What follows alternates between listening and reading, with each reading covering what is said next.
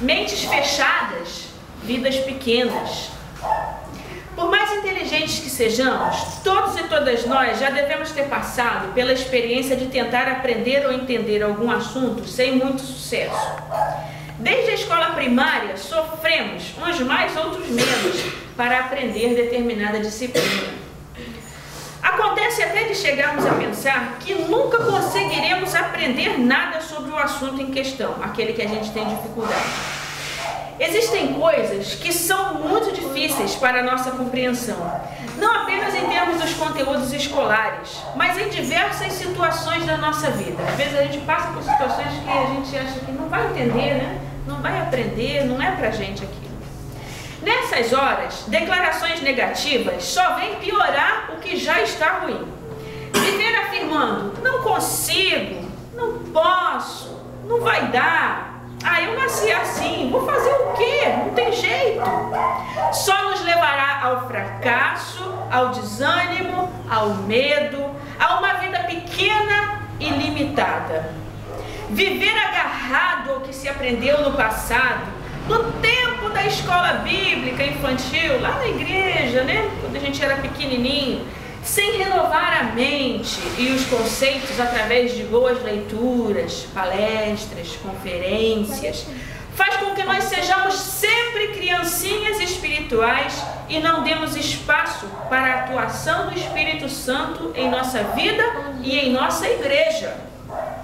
No texto da epístola, temos a recomendação, aliás, algumas recomendações para vivermos em união uns com os outros, pois a igreja é o corpo de Cristo.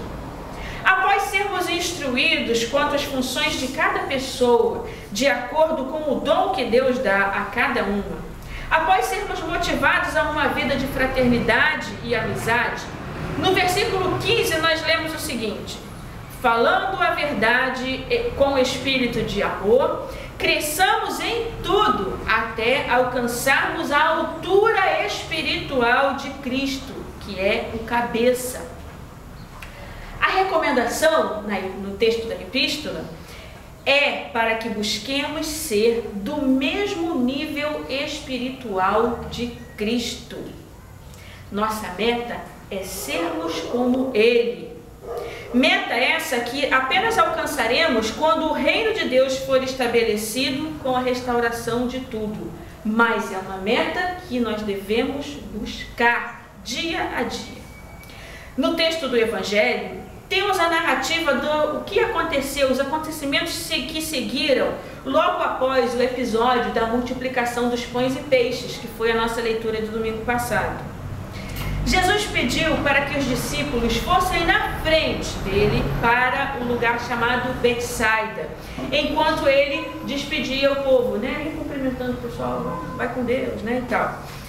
Já era de noite e na margem do lago, Jesus estava lá e percebeu que os discípulos estavam com dificuldades por conta do vento que estava contrário à embarcação. Jesus ficou e eles foram. O lago era muito grande e Jesus viu ao longe, né?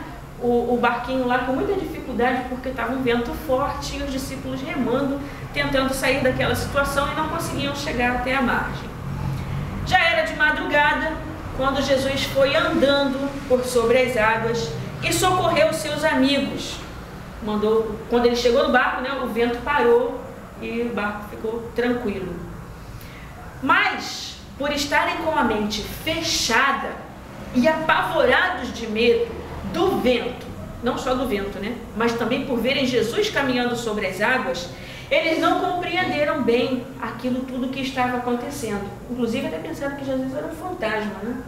Não é normal ninguém sair por aí andando em cima da água, né? Alguém aqui já conseguiu andar em cima da água? Eles ficaram com medo, né? Uma situação complicada, difícil. Mas a mente deles estava fechada, eles não estavam conseguindo compreender a dimensão daquilo tudo que estava acontecendo na vida deles. Eles não estavam tendo condições com aquilo que eles tinham até aquele dia, né? Com o que eles aprenderam, o que eles viveram. Não estavam conseguindo entender toda aquela situação que estava se passando na vida deles.